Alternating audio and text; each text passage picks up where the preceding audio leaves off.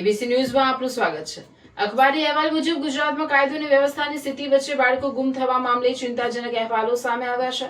કેન્દ્રીય ગૃહ મંત્રાલયના સત્તાવાર આંકડાઓ અનુસાર 2024માં રાજ્યમાંથી કુલ 1994 માસૂમ બાળકો ગુમ થયા હોવાની ઘટના સામે આવે છે।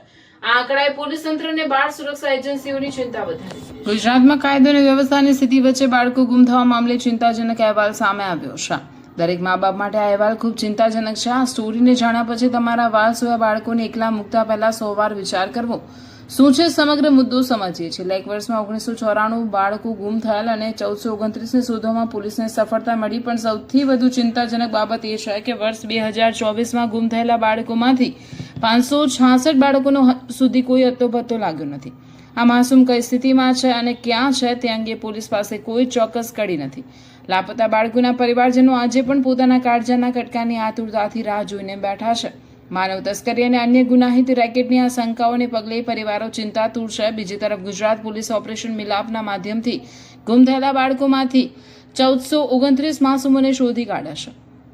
પોલીસની વિવિધ ટીમોએ ટેકનિકલ સર્વેલન્સ અને હ્યુમન ઇન્ટેલિજન્સની મદદથી આ બાળકોને શોધીને તેમના પરિવારને સોંપ્યા છે, જે એક રાહતના સમાચાર છે।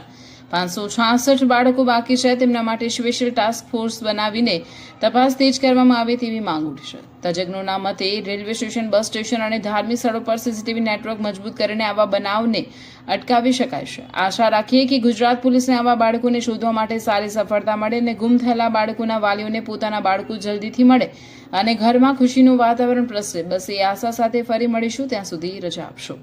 રિપોર્ટર મહાદેવ મનસ્વી, બિચરાજી।